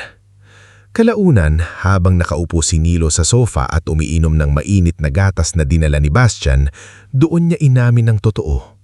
Matapos mabisto ni Dalmasio na siya ang nagligtas sa babae sa abo, madalas na itong pagbuntunan ng galit. Hindi palaging pisikal, pero sapat para matakot ang bata sa bawat malakas na yabag ng ama. Nang gabing iyon, nagalit si Dalmasio dahil tumanggi si Nilo na tawagan si Amara para piliting umuwi. Ate, sabi ni Nilo, nakayuko. Hindi naman ako sobrang sinaktan. Pasa lang. Naupo si Amara sa harap niya at hinawakan ng kamay nito. Walang pasa lang, Nilo. Hindi dapat nangyayari yan. Kinabukasan, agad niyang tinawagan si Attorney Lloren. Hindi niya hinayaang pairalin lang ang emosyon. Sa tulong ng abogado at ni Ma'am Solen Arvado na muling pumasok sa buhay nila matapos makita ang balita at hanapin si Amara sa gallery, inayos nila ang pansamantalang guardianship at paglipat ni Nilo sa mas maligtas na tirahan. Si Ma'am Solen ay nag-offer na tumulong sa school records ni Nilo. Amara, sabi ni Ma'am Solen nang nagkita sila sa gallery. Noong bata ka, alam kong may layo kang mararating. Pero hindi ko alam na ganito kabigat ang dinaanan mo. Umiling si Amara. Marami po akong hindi sinabi noon. Hinawakan ng guro ang kamay niya. Hindi mo kailangang ikahiya ang pananahimik mo. Minsan, yun lang ang paraan ng bata para mabuhay. Ang mga salitang iyon ay tumimo sa kanya. Dumating ang gabi ng solo exhibit. Ang gallery ay napuno ng tao, collectors, reporters, art students, kapitbahay na dating hindi siya kilala at mga taong nais lang makita ang babaeng pinag-uusapan sa balita. Nandoon si Rafael Quenzer, tahimik sa gilid, hawak ang katalog. Hindi niya agad nilapitan si Amara. Hinayaan niya itong tanggapin ang gabing ito bilang kanya. Nang magkaharap sila, ngumiti siya. Hindi na lang kamay ang ipinipinta mo. Mga mukha na, sagot ni Amara. Dahil handa ka nang tumingin sa kanila? Hindi, sabi niya. Dahil handa na akong ipatingin sila sa iba. Napangiti si Rafael. At sa pagitan nila ay may katahimikang hindi kailangang punuin. Naroon din si Mireya Soltren. Matagal nitong tinitigan ang painting ng babaeng tindera. Pagkatapos ay lumapit kay Amara. Maganda, maikling sabi nito. Nagulat si Amara. Salamat. Hindi ibig sabihin hindi pa rin ako naiinggit. Pero naiintindihan ko na kung bakit ka pinansin. Magaling ka rin. Nakita ko ang gawa mo. Nagkatingginan sila. Hindi pa iyon pagkakaibigan, pero simula iyon ng respeto. Sa kabilang bahagi ng gallery, tuwang-tuwa si Bastian habang inaasikaso ang guests. Si Tadeo naman ay pilit nagtatago sa sulok, pero hinila siya ni Amara upang ipakita sa kanya ang portrait niya. Nang makita iyon, napalunok ang makanda. Ginawa mo akong masyadong marangal. Biro niya para maitago ang emosyon. Hindi po, ngayon lang po nila nakita. Nayuko si Tadeo at mabilis na pinunasan ng mata. Akala ni Amara, yun na ang pinakamatinding sandali ng gabi. Ngunit nang halos kalagitnaan na ng exhibit, biglang nagkaroon ng bulbulang malapit sa entrance. Dumating sina Dalmasio at Criselda. Hindi sila imbitado. Kasama nila si Jovencio Rada, Suot ang pinakamablanda niyang polo, may kasamang lokal na vlogger at isang reporter na tila siya mismo ang nagdala. May bitbit si Crisilda ng nalagyan ng pagkain, pansit at kakanin. Parang pupunta lamang sa simpleng salo-salo. Si Dalmasio naman ay nakatungkod, seryoso ang muka, ngunit ang mga mata ay paikot-ikot sa dami ng taong mayayaman. Naramdaman ni Amara na nanigas ang balikat ni Nilo sa tabi niya. Ate, bulong nito.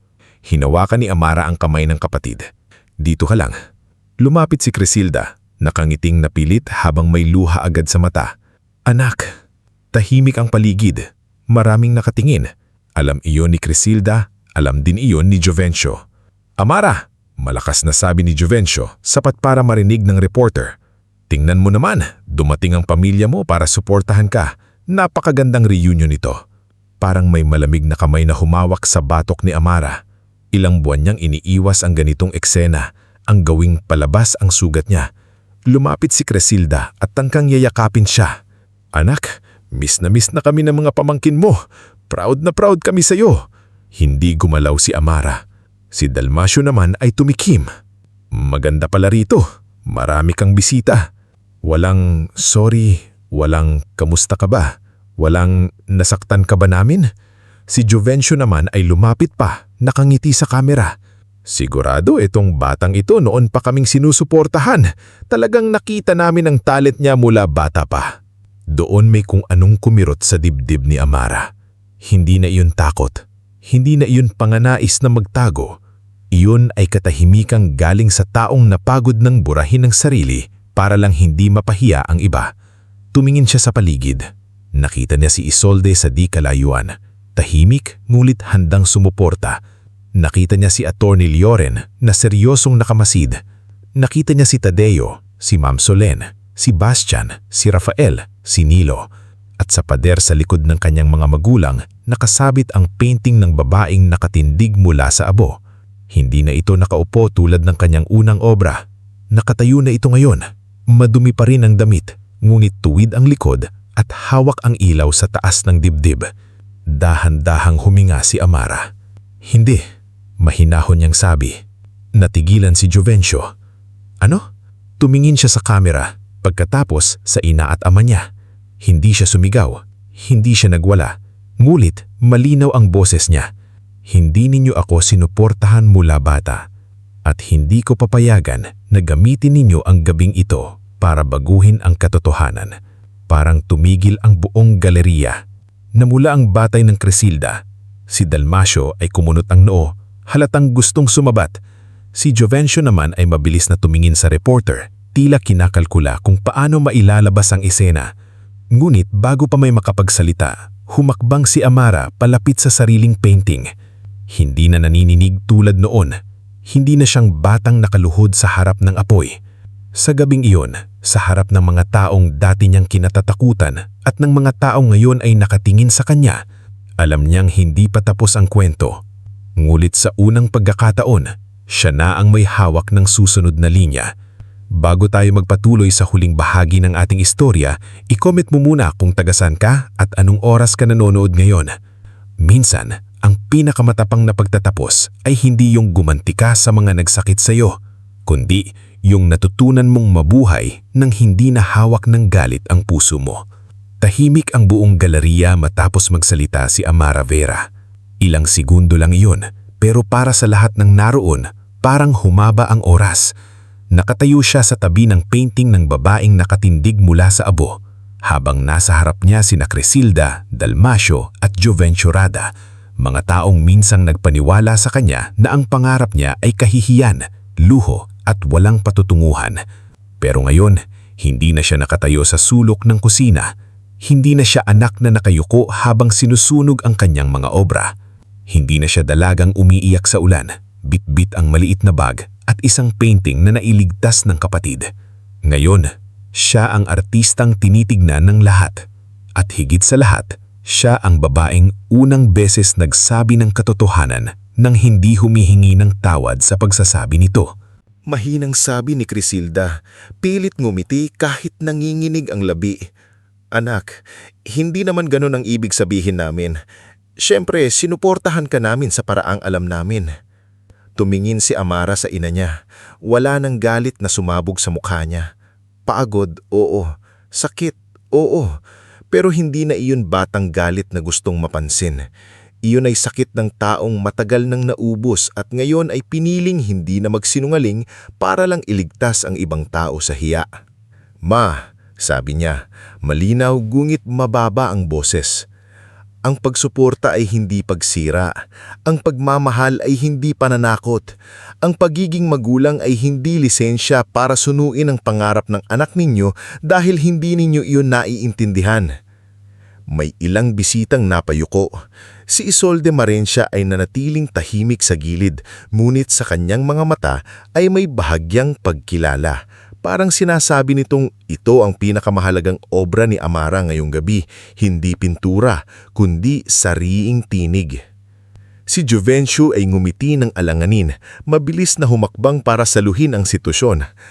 Nako, mukhang nadadala lang sa emosyon si Amara. Alam niyo naman ang pamilya, may tampuhan talaga. Pero sa huli, hindi ito tampuhan. Putol ni Amara. Natigil siya. Humarap si Amara sa reporter at sa lokal na vlogger na hawak pa rin ang kamera. Hindi niya itinago ang mukha, hindi rin siya nagpaawa. Hindi ko ikukwento ang lahat dito dahil hindi ko kailangang gawin palabas ang sugat ko para maniwala kayo. Pero hindi totoo na sinuportahan nila ako mula bata. May mga taong naniwala sa akin, si Mang Solen, si Mang Tadeo, si Nilo, si Isolde, Bastian, Attorney Lloren at ang ilang taong hindi ako tinanong kung kikita ba ako bago ako hikayatin. Sila ang dahilan kung bakit nandito ako. Napatakip mang bibig si Crisilda, hindi na niya kayang itago ang hiya. Si Dalmasio naman ay namula, mas hindi dahil sa pagsisisi, kundi dahil sa pakiramdam niyang nawalan siya ng kontrol sa anak niyang dati niyang napapatahimik sa isang sigaw. Sumusobra ka na, mababang sabi niya. Tinignan siya ni Amara. Hindi tay, ngayon lang ako nagsisimulang magsabi ng sapat. Humakbang si Nilo palapit sa ate niya. Hindi siya nagsalita, ngulit ang pagtabi niya kay Amara ay sapat na para iyong maliit na batang minsang nagligtas ng painting mula sa apoy, ngayon ay tumatayong saksi na hindi kathang-isip ang lahat ng pinagdaanan ng ate niya. Umuwi na tayo, mariin sabi ni Dalmasio kay Crisilda. Ngunit hindi gumalaw agad si Crisilda. Nakatitig siya kay Amara na parang ngayon niya lang nakikita ang anak niya hindi bilang solusyon sa utang, hindi bilang kahiyaan, hindi bilang batang kailangang sumunod, kundi bilang taong matagal niyang nasaktan. Amara, bulong niya. Hindi lumapit si Amara, hindi rin siya tumalikod. Hindi ko kayo pinalalayas, pero kung mananatili kayo rito, manatili kayo ng totoo. Huwag niyo akong yakapin para sa kamera. Huwag niyo akong tawaging inspirasyon kung hindi niyo kayang aminin na minsan kayo mismo ang dahilan kung bakit muntik na akong tumigil. Sa wakas, napatay ng vlogger ang kamera. Ang reporter naman ay ibinaba ang mikropono. Naramdaman siguro nilang hindi ito esenang dapat pagkakitaan. Si Juvencio, na halatang nawalan ng hawak sa kwento, ay tumawa ng pilit. Masyado namang dramado. Sige na, aalis na kami. Pero tandaan mo, pamilya mo pa rin kami. Hindi mo matatakasan ng dugo mo. Doon sumagot si Attorney Lloren sa Vidal mula sa gilid. Mahinahon, ngunit may bigat. At hindi rin matatakasan ng kahit sino ang legal responsibility kung may pananampalataya, pananira o sa pilitang paggamit ng pangalan ni Miss Vera para sa personal na pakinabang. Natigilan si Juvencio. Sandali siyang napatingin kay Amara pagkatapos ay umiwas. Umalis si Dalmasio ng mabigat ang hakbang, hinila halos si Crisilda palabas. Si Juvencio naman ay sumunod, ngunit bago lumabas, sinulyapan niya ang paintings na parang iniisip pa rin kung paano niya mapapakinabangan ng mga ito. Ngulit sa gabing iyon, wala na siyang kontrol. Nang tuluyang magsara ang pinto ng gallery, saka lamang bumigay ng bahagya ang balikat ni Amara. Lumapit si Nilo at yinakap siya. Ate, ang tapang mo. Bulong niya, hindi ako matapang, pagod lang akong matakot. Kinabukasan, laman ng ilang social media post ang nangyari sa exhibit, ngumit hindi iyon naging iskandalo tulad ng inahasahan ni Juvencio. Sa halip, mas pinag-usapan ng mga tao ang tema ng mga obra ni Amara. May mga art students na nagpadala ng mensahe. May mga batang sinasabing gusto rin nilang gumuhit kahit wala silang gamit. May mga magulang na humini ng paumanhin sa sariling mga anak dahil sa pagbabaliwala sa hilig ng mga ito. Sa halip na lamunin ng intriga, mas lumalim ang kahulugan ng trabaho ni Amara. Lumipas ang 1 taon, hindi na nakatira si Amara sa likod ng gallery. Hindi rin siya lumipat sa maranging bahay na malayo sa lahat ng pinanggalingan niya. Sa halip, bumili siya ng lumang 2 palapag na gusla malapit sa lumang palengke ng San Isidro. Hindi kalayuan sa riles, hindi kalayuan sa butika, at hindi kalayuan sa mga bata tulad niya noon na may talento ngunit walang lugar para magsimula. Tinawag niya itong si Club Studio. Sa unang araw ng pagbubukas, walang red carpet, walang mamamahaling alak, may monoblock chairs, pandesal, mainit na kape, at mga mesa na pinagawa niya kay Mang Efraim, ang matandang gumawa ng frame ng unang obra niya. Sa pader, nakasulat ang simpleng pangungusap, hindi kailangang mayaman ang kamay para makalikha ng mahalaga. Si Tadeo ang naging tagapangalaga ng studio. Ayaw niyang tawaging manager, kaya ang tawag sa kanya ng mga bata ay Mang Pads. Siya ang nagbubukas ng gate tuwing umaga, nag-aayos ng upuan, at minsan ay nagpapanggap na masungit kapag may batang makalat gumamit ng brush. "Oh, wag niyong hayaang matuyo ang pintura sa brush," reklamo niya minsan. "Hindi ito kutsara na basta hinuhugasan kapag naaalala niyo." Nagtawa na ng mga bata. Si Bastian Orel naman ang naging coordinator. Siya ang nag-aayos ng schedule ng workshops, sponsors at pagkain ng mga estudyante. Palagi pa rin siyang may dalang turon at palagi pa rin sinasabing, "Art is life, pero mas maganda ang life kung may merienda."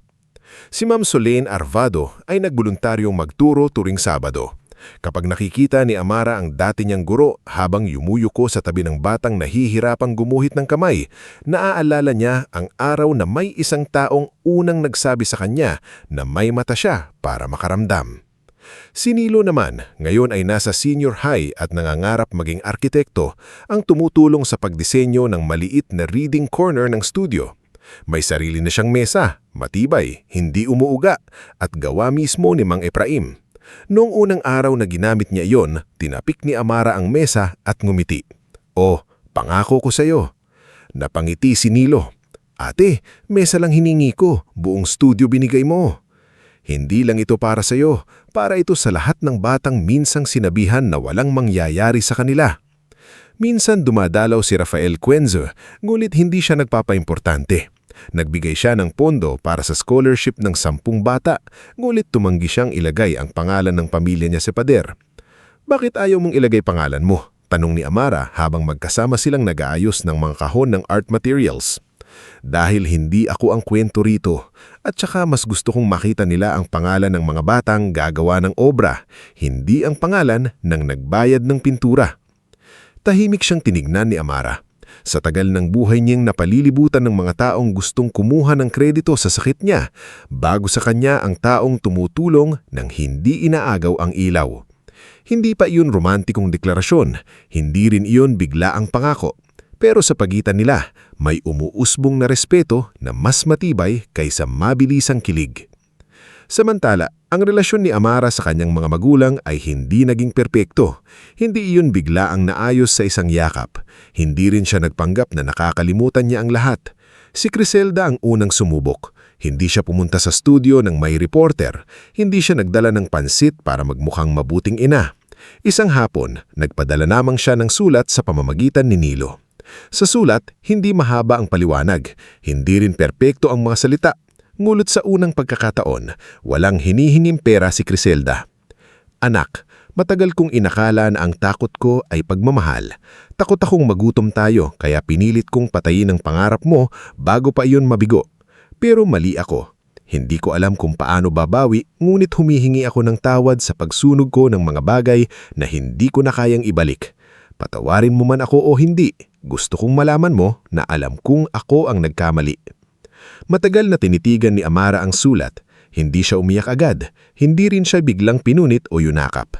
Itinupi niya ito, inilagay sa drawer, at noong gabing iyon, saka siya tahimik na umiyak sa studio. Hindi dahil tapos na ang sakit, kundi dahil sa unang pagkakataon, may maliit na bitak sa pader na matagal niyang kinaharap. Si Dalmasio naman ay mas matagal. Matigas pa rin siya. Kapag tinatawag ni Nilo, madalas maikli ang sagot. Kapag nagpapadala si Amara ng pera para sa gamot niya, tinatanggap niya pero hindi nagpapasalamat. Ngunit noong lumala ang rayuma at halos hindi na makatayo isang gabi, doon niya unang naramdaman ang bigat ng bahay na walang inak na natatakot sa kanya, walang inak na nag-aabot ng tubig kahit sinisigawan niya, walang inak na tahimik na sumasalo sa galit niya. Isang araw, pumunta si Criselda sa Ciclab Studio. Kasama niya si Dalmasio, nakatungkod, payat at halatang hindi komportable. Walang kamera, walang Juvencio, walang palabas. Nasa gitna ng klase si Amara noon, tinuturuan ng isang batang babae kung paano iguhit ang kamay ng lola niya. Nang makita niya ang mga magulang, huminto ang kamay niya. Lumapit si Nilo sa tabi niya, handang protektahan siya kung kailangan. Hindi kami magtatagal. Sabi ni Criselda. Tumungo si Amara. May kailangan ba kayo? Napatingin si Dalmasio sa paligid, sa mga bata, sa mga painting, sa mga lumang mesa, sa pader na puno ng guhit ng mga batang dating walang papel. May kung anong bumigat sa mukha niya. Marami pala, mahina niyang sabi. Ano po? Marami palang may gusto nito. Matagal na po, sagot ni Amara. Hindi lang sila nakikita.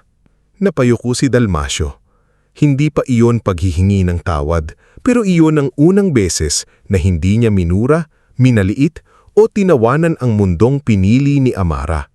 Akala ni Amara, iyon na ang huling hadlang, ngunit hindi pa tapos si Juvencio Rada.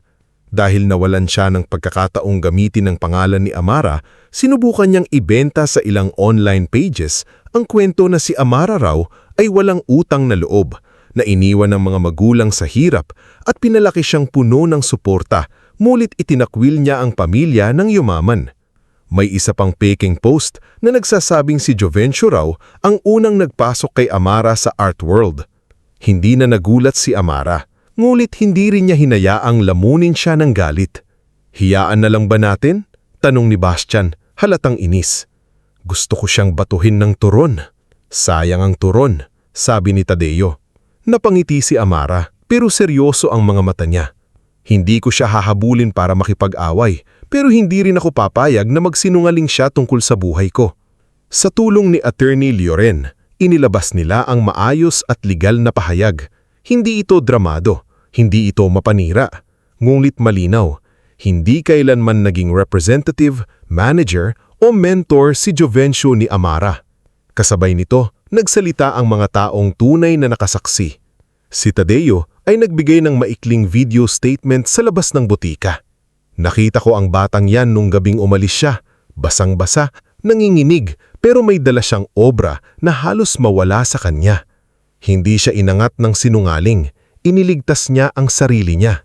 Si Ma'am Solen naman ay ipinakita ang lumang sketchbook ni Amara mula elementarya, mga guhit sa likod ng papel, lumang lapis at mga komentong isinulat niya noon.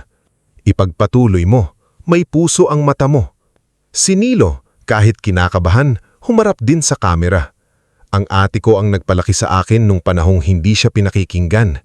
Hindi siya walang utang na loob. Siya ang laging may binibigay kahit siya ang walang natitira. Ang pinakamatinding dagok kay Juvencio ay dumating ng may ilang dating aplikante na lumantad tungkol sa illegal recruitment fees na kinuha niya. Hindi iyon pakana ni Amara. Matagal na palang may reklamo, ngulit ngayon lang nagkaroon ng lakas ng loob ang ilan dahil nabunyag ang ugali nito. Sa huli, siya mismo ang naimbestigahan at tuluyan ng nawala ang kredibilidad niyang ilang taon niya ipinangtatakot sa mga pamilyang desperado. Lumipas pa ang ilang buwan. Dumating ang araw ng bagong exhibit ni Amara. Hindi ito kasing ingay ng unang solo show niya, ngunit mas malalim ang kahulugan. Pinamagatan niya itong Hindi ng Abo. Sa gitna ng gallery, nakasabit ang pangunahing painting. Hindi na ito babae sa lupa. Hindi na ito babaeng nakaupo sa tabi ng sunog. Ang nasa obra ay isang maliwanag na silid, mga batang nakapalibot sa mahabang mesa. Bawat isa ay may hawak na brush. Sa gitna nila, isang babaeng nakatayo, hindi perpekto, may peklat ng usok sa damit, ngunit maliwanag ang muka. Hindi niya hawak ang liwag para sa sarili lang niya. Nakabanting ito sa kisame, nagbibigay liwanag sa lahat. Dumating sina Crisilda at Dalmasio. Tahimik sila, walang reporter, walang palusot. Si Crisilda ay may hawak na maliit na kahong-kahoy. Si Dalmasio naman ay nakatungkod, mabagal ang lakad at halatang pinaghandaan ang punta. Lumapit sila kay Amara na noon ay kausap ang ilang estudyante. Nang makita niya ang kahon, may kaba na naman sa dibdib niya, ngunit hindi siya umatras. "Anak, may ibibigay sana ako." Binuksan nito ang kahon. Sa loob ay ilang piraso ng sunog na canvas. Itim ang gilid, marupok at halos hindi na makilala ang dating larawan. Napahawak si Amara sa dibdib niya. "Itinago ko," iyakan ni Crisilda. "Hindi ko alam bakit. Siguro dahil nung gabing yun, kahit galit ako, alam kong may mali akong ginawa. Araw-araw ko itong nakikita. Araw-araw ko ring naaalala." Hindi kinuha agad ni Amara ang kahon. Si Dalmasio ay huminga ng malalim. Nanginginig ang kamay niya sa tungkod. "Anak," sabi niya, hirap na hirap banggitin ang bawat salita. "Mali ako. Hindi ko na mababalik ang sininog ko. Hindi ko na rin mababalik ang mga taon na pinatahimik kita." Napuno ng luha ang mata ni Amara. Ilang taon niyang hinintay ang salitang iyon. Gulit nang dumating, hindi pala ito barang paputok. Para itong ulan pagkatapos ng mahabang init, mahinahon, mabigat at nakakapagod tanggapin. "Hindi ko alam kung paanong maging mabuting ama sa iyo, pero alam ko na ngayon kung paano ako naging masamang ama. At pasensya na." Tahimik ang paligid. Walang pumalakpak, walang sumingit. Hinayaan ng lahat na manatiling totoo ang sandali. Dahan-dahan kinuha ni Amara ang kahon. Tinignan niya ang mga piraso ng abo, ang mga labi ng batang siya na minsang lumuhod sa bakuran. Nagmamakaawang huwag sunugin ang natitirang pag-asa. Pagkatapos, tumingin siya sa ama at ina. "Hindi niyo na kailangang ibalik," sabi niya. Nanginginig ang boses, ngulit matatag. "Gumawa na ako ng bago." Napahikbi si Crisilda. Si Dalmasio ay napayuko, pinunasan ng mata gamit ang likod ng kamay. Hindi sila nagyakapan agad na parang nabura ang lahat. Hindi ganoon kasimple ang sugat. Nguit lumapit si Amara at hinawakan ng kamay ni Nilo, pagkatapos ay inilapag ang kahon sa isang maliit na pedestal sa gilid ng exhibit. Hindi bilang alaala ng pagkasira, kundi bilang patunay na may mga bagay na kahit maling abo, pwedeng pagmulan ng liwanag. Pagkaraan ng ilang linggo, ang mga piraso ng sunog na canvas ay inilagay sa Ciclab Studio, sa loob ng malinaw na kahon na may nakasulat, "Hindi ito katapusan. Ito ang dahilan kung bakit tayo lumilikha." Sa huling tagpo ng kwento, isang Sabadong umaga sa Ciclab Studio, abala ang lahat. Si Tadeo ay nagbubukas ng bintana, si Bastian ay namimigay ng pandesal, si Ma'am Solen ay nagtuturo sa isang batang hirap gumuhit ng mata. Si Nilo ay nasa giid, nagdidisenyo ng bagong shelf sa art materials. Si Rafael ay tahimik na nagkakabit ng ilaw kahit pinagtatawanan siya ni Bastian dahil mali ang hawak niya sa screwdriver. Sa gitna ng silid ay nakatayo si Amara sa tabi ng isang batang babae mula sa rilis. Payat ito, mahiyain at hawak ang piraso ng karton na may guhit ng matandang nagtitinda ng taho. "Ate Amara," mahina nitong sabi, "pangit po ba?" Tinignan ni Amara ang guhit. Nakita niya ang hindi pantay na linya, ang maruming gilid, ang simpleng mukha. Ngulit higit doon, nakita niya ang pakiramdam. Nakita niya ang matang marunong makaramdam. Ngumiti siya. "Hindi," sabi niya, "may buhay." Napatingin ng bata sa kanya. Parang iyon ang unang papuring natanggap niya sa buong buhay niya. Kinuha ni Amara ang masking tape at tinulungan nitong isabit ang guhit sa pader. Sa tabi nito ay ang mga gawa ng iba pang bata. Bahay, kamay, mukha, palengke, tren, nanay, lola, aso, araw, ulan. Walang mamahaling frame, walang auction, walang milyon. Pero sa silid na iyon, walang pangarap na maliit. Lumapit si Nilo at tumayo sa tabi ng ate niya. "Ate," sabi niya, "alam mo, parang ang layo na ng narating natin." Tumingin si Amara sa paligid, sa liwanag, sa mga bata, sa pader na puno ng kulay, sa mga taong minsang naging saksi sa pagkadurog niya at ngayon ay saksi sa pagbangon niya. "Malayo na," sabi niya, "pero hindi ako nag-iisa." Sa labas, dumaan ang tren, tulad ng tunog na naririnig niya noong bata pa siya. Noon, ang tunog na iyon ay paalala ng lugar na hindi niya matatakasan. Ngayon, parang paalala ito na ang buhay ay patuloy na umaandar at kahit gaano kabagal ang simula, pwedeng makarating sa ibang dulo ang taong hindi sumusuko. At habang ang batang babae mula sa riles ay tumititig sa sariling guhit na nakasabit na sa pader, kinuha ni Amara ang lumang brush na minsang nasunog ang dulo. Hindi niya ito ginagamit para magpinta ngayon. Nakasabit na ito sa tabi ng pinto, parang susi sa nakaraan na hindi na siya'y kinukulong. Hindi na abo ang buhay ni Amara Vera. Hindi na rin ito apoy na nanununog. Isa na itong liwanag, tahimik, matatag, at sapat ang liwanag para may iba pang makahanap ng daan.